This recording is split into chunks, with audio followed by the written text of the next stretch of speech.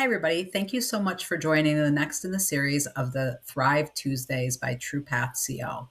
This is the 2026 Wealth Map, the costs when wealth is only financial. This session is not about predicting your future or telling you what to do. It's about helping you see the terrain that you're already navigating. Many conversations about wealth focus only on numbers, goals, or outcomes. But when wealth is treated as purely financial, something essential gets missed. Today, we're going to look at wealth as a system, not just as money. The cost that I refer to is not dramatic or catastrophic. It is subtle.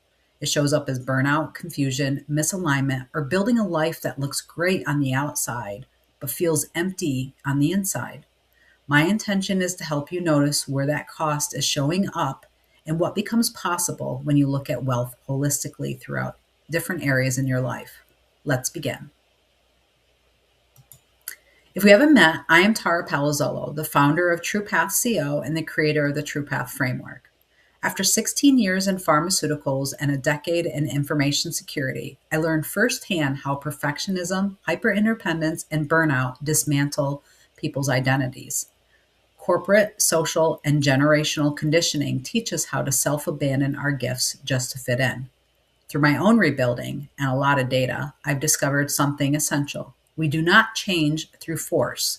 We change on how we understand how our system works. My work blends emotional clarity, intuitive intelligence, and grounded structure. My goal is not to fix anybody. You're not broken. It's but to help reveal the hidden patterns that drive exhaustion, self-doubt, over-responsibility, or misalignment. When something is visible, it can be redesigned. Once it can be redesigned, it can be optimized and embodied. My framework is designed to help women, but individuals of all identity are welcome in the space. My mission is simple: to guide you back to yourself with clarity, integrity, and sovereignty.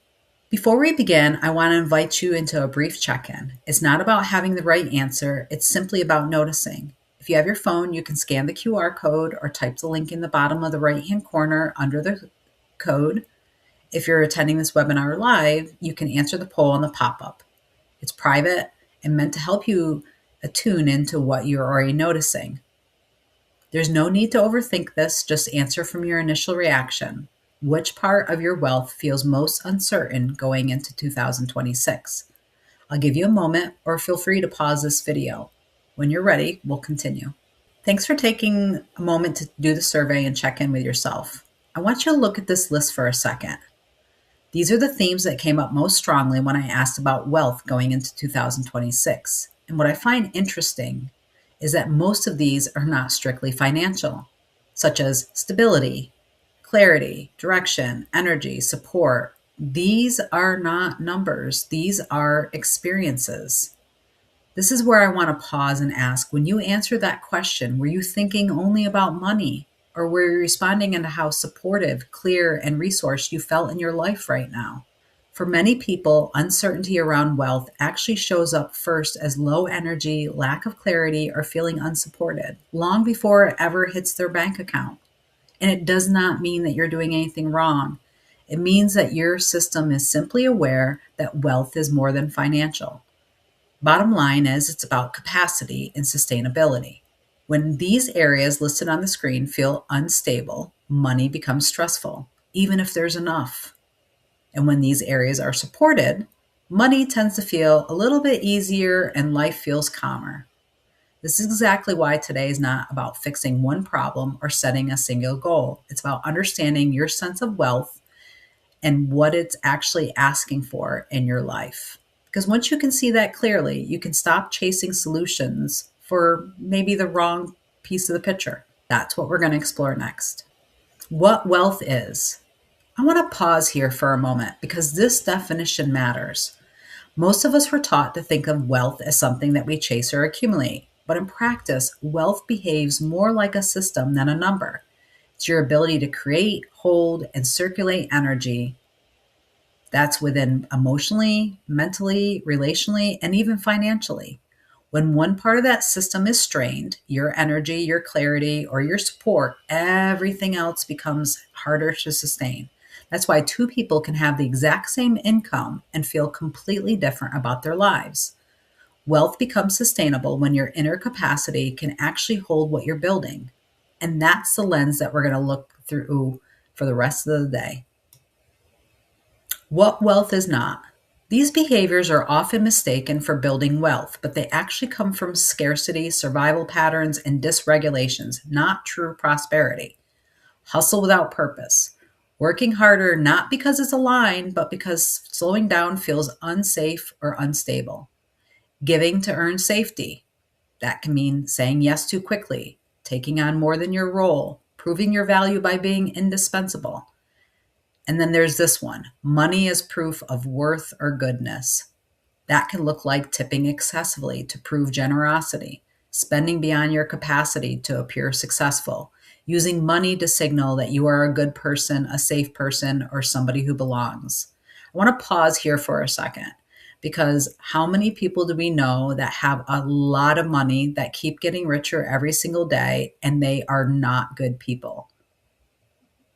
The universe cares about frequency, not whether you're a good person or not. I hope that if you have money, you do some good in the world, but that's not a hard and fast true. And this is not generosity, it's self abandonment dressed up as virtue. Chronic output without replenishment often shows up in people who are capable, intuitive, and used to holding a lot. While identity becomes tied to productivity, the rest starts feeling like failure. Constant self sacrifice in the name of stability eventually will cost clarity, energy, and joy. This slide is not about judgment, it's about recognizing a pattern because wealth does not require exhaustion and it does not require you to earn your right to exist. When we talk about the 2026 wealth map, this is not a prediction. It's a description of a terrain that many people are already entering. It's a year of recalibration, a shift from performing for safety into creating from sovereignty. For many, that looks like rebalancing, giving, and receiving. Notice where you're overextended, overgive, or even overfunction. And where is this support missing, has been resisted, or maybe you haven't even asked for it? There's also an invitation to rewrite long-standing scarcity patterns, not by forcing abundance, but by changing the internal structure those patterns live in. Decision making becomes a key focus, choosing from intention rather than fear, urgency, or external pressure. You may notice a reclaiming of time, energy, or even identity. This doesn't happen always as a dramatic life overhaul, although that can sometimes. But usually it's mostly a quieter, more intentional choices. This year favors sustainable wealth over reactive survival. It supports building a long term structure. That means systems, rhythms, and containers that can actually hold what you are creating. This is why I say 2026 is a year where your inner architecture becomes your greatest advantage. I want to name something important before we go any further into the 7 dimensions of wealth. You may notice that emotional and energetic wealth are not listed as separate dimensions here, and that is intentional. In this framework, they are not categories, they are the undercurrent running through every dimension. Emotionally, wealth shows up as your ability to feel safe, regulated, and clear while you're building and sustaining your life. Energetically, wealth shows up as capacity, how much you can hold, create, and respond to without depletion. These layers are always present and they shape how every dimension functions. So rather than isolating emotional or energetic wealth, this work teaches you how to notice how they move throughout the system. This is why you can have money and still feel exhausted, or time and still feel anxious. You can even have a community and still feel under supported. True wealth is not about optimizing this single area. It's about creating coherence across the whole system. And this is what this map is designed to help you see. Financial wealth is often treated as a starting point, but in reality, it's a mirror. It reflects how safe you feel making decisions, receiving support, and trusting yourself over time.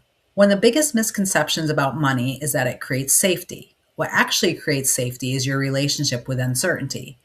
People who feel chronically anxious about money are not always lacking resources. They're often lacking regulation, clarity, or trust in their own decision making. People who overspend, overgive, or overextend financially are not irresponsible. They're often trying to purchase safety, belonging, or worth. This is where money becomes symbolic. Tipping excessively to prove generosity, spending to maintain an image, saying yes to work that drains you because saying no feels risky. This is not a money problem. This is a nervous system pattern showing up through money. True financial wealth allows money to move without constant emotional charge, without panic or performance, and definitely without proving. When financial decisions are grounded, they feel safer and quieter in the nervous system. Less of an adrenaline spike. There's less urgency, justification, or explanation. And that quietness is often the first sign of real wealth. Financial wealth asks what you're building, but time wealth asks whether you can actually hold it. Time wealth is one of the most misunderstood dimensions. Most people think they need better time management when they actually need is better capacity awareness. When time feels scarce, it's rarely because there's not enough hours. It's because too much is being asked in the same internal resources. Time wealth is often the first place imbalance becomes visible. When other dimensions are strained, mental, relational, financial, or even physical, time is where you're going to feel it. If you never seem to have enough time, that's rarely a time problem. Time compression is a signal that decisions are being delayed, that boundaries are being crossed, and energy is being drained elsewhere. One of the biggest drains here is overworking, taking on responsibilities that are not yours, filling gaps that leadership should be addressing, and saying yes because saying no is still stabilizing. This creates a pattern where your time is constantly spoken for, but never fully honored, not only by yourself, but by everybody else. Another common pattern is confusing busyness with importance. When worth becomes tied to productivity, time stops being a resource and becomes a test that you're always failing. That's why time wealth is so closely tied to sustainability. People with strong time wealth are not doing less, they are leaking less. They have fewer reactive obligations and more internal structures. True time wealth allows you to move at a pace that your nervous system can actually sustain. It creates more room for thinking, integration, and recovery, not just output. When time wealth is compromised, every other dimension suffers, including financial decisions. I say haste is expensive and clarity saves time. If you cannot make time for creativity, rest, relationships, or reflection, this is not a failure of discipline, it's merely information. And learning how to read that information is a form of wealth. Mental wealth is not about having more thoughts. It's about having fewer unnecessary ones. When mental wealth is compromised, people often experience it as overthinking, indecision, or mental exhaustion. Decision fatigue is one of the clearest indicators of low mental wealth. When too many decisions are being held at once, the mind loses its ability to distinguish between what's important and what's urgent. I'm here to tell you, my friends, you cannot have 5 number one priorities. This is where clarity erodes. Mental wealth is deeply tied to self-trust. When you do not trust yourself, every decision requires external validation. Every single choice will become heavy, have to be weighted, and every option feels risky. You also outsize your power. That constant evaluation is exhausting. Mental wealth often shapes how intuition functions. When the mind is overloaded, intuition gets overridden. When the mind is resourced, intuition becomes accessible. Mental wealth allows you to think clearly without pressure. When mental wealth is healthy, decisions feel easier and they don't spiral. They actually move outside the system so action can be taken. This is not about thinking harder or being more disciplined with your thoughts. It's about the quality of the internal environment that you're making decisions from. When the environment is resourced, thoughts support action instead of paralysis. There's room for insight, creativity, trust, and rest to coexist. This is where emotional processing and boundaries meet.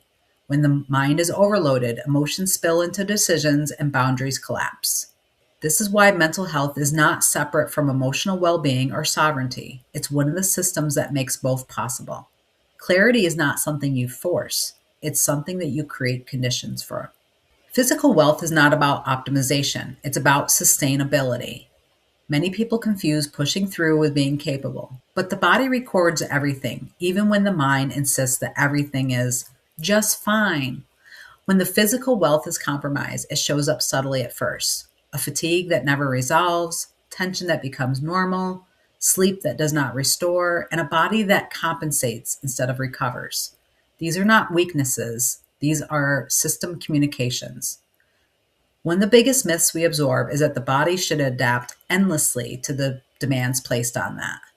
Bodies are not designed for constant output without repair. When physical wealth is low, people often rely on willpower, caffeine, adrenaline, and other things to keep going. That works until it doesn't. That's where physical wealth intersects with the rest of the system. When mental wealth is strained, the body holds tension. When time wealth collapses, recovery gets skipped. And when stress stays high, the body remains in a stressed, alert state. Eventually, the body becomes a place where imbalance can no longer be ignored. True physical wealth allows the body to return to baseline in between. It creates resilience, not by pushing harder, but by restoring capacity. When physical wealth is strong, energy feels more steady. Recovery is possible, and effort is no longer tied to sacrifice. When the mind overextends for too long, the body pays the bill, unfortunately, often with interest. Burnout is not a failure of strength, it's a failure of recovery. Creative wealth is often misunderstood as something extra, a bonus, a luxury, something you get once everything else is done.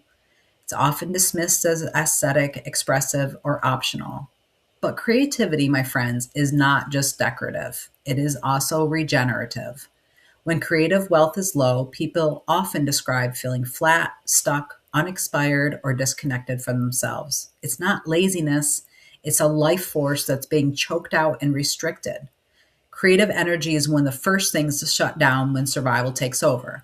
When time is compressed, creativity disappears. When the mind is overloaded, creativity gets silent. When the body is exhausted, creativity has no place to land and no actions to be taken. That's why creative wealth is not separate from other dimensions. It depends on them. But I want to tell you that creativity is not just an expression, it's strategic intelligence and it's a superpower. It's how systems adapt when resources are limited. When time is scarce, creative wealth helps you work smarter, not harder. One of the most powerful ways creativity expands capacity is through relationship, which brings us to relational wealth. Relational wealth is often confused with being liked, needed, or relied upon. But these are not indicators of healthy relationships. These are indicators of overfunctioning. When relational wealth is compromised, people describe feeling drained after interactions, responsible for other people's emotions, or resentful without knowing why. These are not personality traits, they are system imbalances. In this framework, vulnerability is not about exposure, it's about information. It's the ability to be honest with your needs, limits, and capacity before resentment forms. When vulnerability is absent, people compensate by overgiving. This may look generous, but it drains relational wealth. Giving more than what's asked, anticipating needs before they're voiced, absorbing discomfort that does not belong to you in order to maintain stability. Relational wealth is not about cutting other people off. It's mostly about not compromising yourself. Being honest about capacity is not selfish, it's information. And when that information is missing, people compensate by overgiving. When it's present, support becomes accurate. Boundaries are what turn vulnerability into something usable. They give relationships structure. Without boundaries, honesty creates chaos. With boundaries, honesty creates trust. Reciprocity is what makes relationships sustainable. Strong relational wealth allows support to move in both directions without scorekeeping, guilt, or collapse. Another key signal of relational wealth is your relationship with receiving. If receiving support feels uncomfortable, transactional, or something that you have to earn, I'm here to tell you that your relational wealth is being taxed. This dimension is deeply connected to the ones that we've already explored. When creative wealth is low, relationships lose play and flexibility. When mental wealth is low, communication becomes defensive. And when time wealth is compressed, relationships get what's left over. Relational wealth creates the conditions where connection restores you instead of depleting you. When this dimension is strong, people stop proving their worth in relationships and start experiencing safety within them. If connection feels expensive, something is out of balance. It should never cost you your nervous system. Relational wealth focuses on one to one connection. Community wealth is what emerges when those relationships exist within systems that can hold more than one person. Community wealth is often misunderstood as a social connection or emotional closeness. But community is not defined on how connected you feel. It's defined on what happens when support is needed. When community wealth is low, individuals carry everything themselves. They become the backup plan, the emotional regulator, the one that fills the gaps. This is not strength, this is load bearing without reinforcement. True community wealth, it removes the expectation that one person must hold everything. It creates systems where support is distributed instead of concentrated. This might look like shared leadership, clear roles, accessible resources, and especially where environments where asking for help does not destabilize your standing. Community wealth is not about constant interaction. It's about knowing that support exists even when you're not actively accessing it. This dimension depends on everything that we've explored before. When relational wealth is low, community becomes unsafe. When boundaries are weak, systems become extractive. And when reciprocity is missing, communities burn out their most capable members. Strong community wealth creates resilience no individual can generate alone. It allows people to contribute without self sacrifice and receive support without indebtedness. When community wealth is present, individuals stop being the system and become part of one. Community exists so no one has to carry everything alone. When individuals become the systems, systems themselves have failed. When all seven dimensions are resourced, wealth stops being something you chase and something that actually holds you. What we've been talking about today is not seven separate categories. It is one system. When one system is under resourced, the others compensate. Time collapse when mental load is too high, the body absorbs what boundaries do not hold, money gets used to replace missing support, and creativity shuts down under constant pressure. Lastly, relationship strain is when capacity is exceeded. This is not failure, this is how systems behave. The goal is not to optimize one area of wealth, it's to build an ecosystem where strain does not concentrate and capacity can circulate. When wealth is treated as an ecosystem, clarity increases, decisions simplify, and sustainability becomes possible. Making 2026 a year of wealth. When people talk about a year of wealth, they usually mean more money, more success, or more output. What actually determines whether a year feels wealthy is capacity. How supported your time is, how clear your decisions are, how sustainable your energy feels, and how much strain you're carrying alone. A wealthy year is not one where nothing goes wrong. It's one where pressure does not collapse the system. 2026 becomes a year of wealth when you stop asking how to do more and start asking about what the system needs for support. The first strategic step is visibility. You cannot support what you cannot see. When the strain is invisible, people compensate unconsciously. When the strain is visible, decisions become more precise. Reading strain as information instead of failure changes everything. You stop spending money to replace missing boundaries. You stop using time to compensate for mental overload, and you stop sacrificing your body to meet expectations that the system cannot sustain. This is not about fixing yourself. It's about learning how to work with your ecosystem instead of against it. And awareness is the first step of support.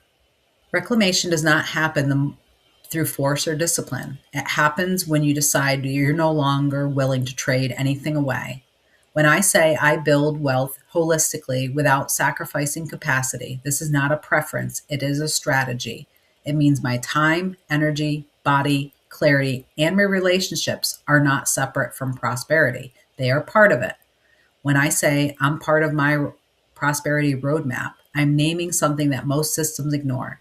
Many economic, work, learning, and wealth systems are designed to optimize outcomes without accounting for human capacity.